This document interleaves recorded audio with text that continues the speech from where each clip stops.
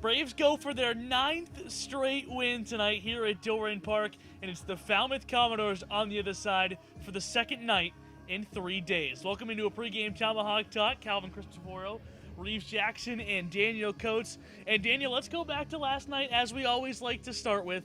The Braves and the Harwich Mariners played a pretty crazy game last night. The Bravos 3 runs in the first inning, another run in the second inning, a 4-0 game it looked like. Here we go again. This is the Braves offense. They're not going to slow down, but they did. For innings 3 through 8, they were no hit. Falmouth clawed their way back. It was 4-4, but then the Braves explode in the 9th inning. For 6 runs, Tanner Schobel got things going with a big 2-run single.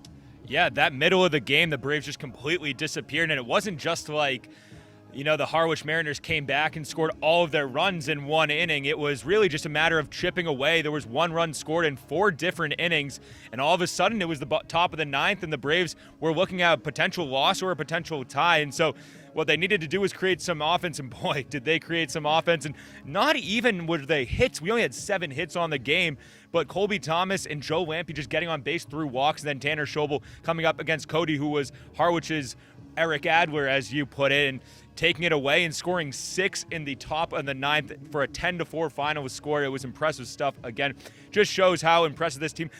I don't want to say a team of destiny, but it seems that every time there needs to be an answer, the Braves come with an answer and more, and that's what we got last night at White House Field. Absolutely, but Reeves, flipping the page over to today, the Braves and the Falmouth Commodores doing it for the second time in 3 nights, and oh boy, was that a thriller on Monday night. That was a great game. One of the best games we've seen all season. Obviously culminated into the Colby Thomas walk-off home run over the left field fence. And just a back-and-forth game all night. Probably the most back-and-forth game, the most ties, the most lead changes that we have seen in any Bourne Braves game this season.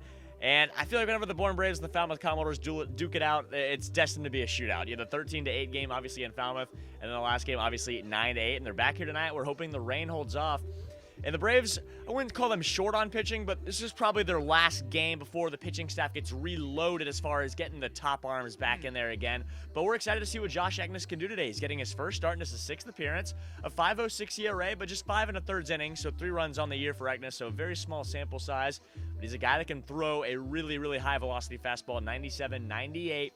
It'll be interesting to see how many innings he goes, and 3 new additions on the Braves that we could see today. Maybe we'll see one out of the bullpen in Frank Doling, a relief pitcher from Ryder. Also got another guy from Fairfield, and got a catcher who's going to Grambling State next year. So we got 3 new guys on the roster.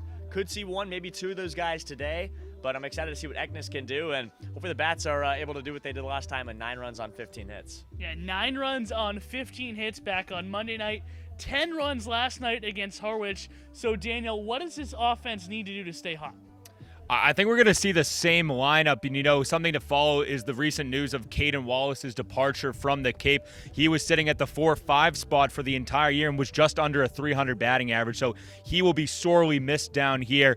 But I think it needs to come again from the top producing and really the middle of the lineup as well. Zach Agnos was a bit quiet, and that's where Tanner Schobel came in the bottom of the lineup, and they needed someone else to step in. So I want to see consistency, but with the same lineup. I don't think we're going to see a lot of changes as far as the batting order, but I think it's going to need to be another consistent effort as we saw last night. Can't go 7 innings or 6 innings without getting any of the bats going. That was just, it was a weird game because it felt like the tale of 2 separate games, and all of a sudden it was like, oh, we just snapped out of the haze and we're tied. That's not how the Bourne Braves have performed all year, and we were able to get out of the win, but it needs to be consistent production throughout the top and the bottom. Yeah, it was more like a tale of 3 different games, right? The hot start, the really bad middle, and then the punishment on the Harwich Mariners in the 9th inning. A 6-run 9th. Braves win their 19th game last night in Harwich. So, Reeves, how did they get win number 20 tonight? It's going to have to be a combination of not having the bats go dead in the middle innings, and obviously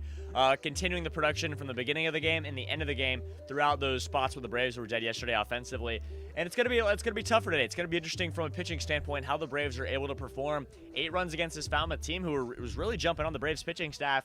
Harwich, who, like you mentioned, they chipped away last night, but Harwich, a team that had 10 hits last night, so they out-hit the Braves and still lost in that game.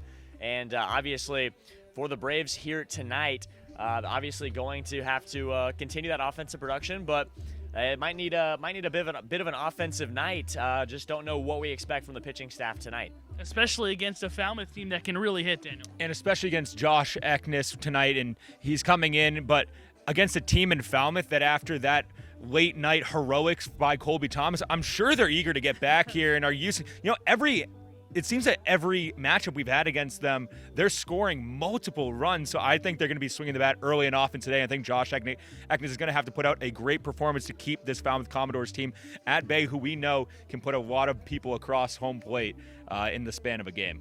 Yeah, it should be a really fun game. Two explosive offenses going at it once again. It should be a treat. If it's anything like the game on Monday, it will be a great one here at Doran Park. First pitch has been moved back a half hour, so it's set to get started at 6:30. But before the Bravos, we'll start you off at 6:10. Until then, go Braves.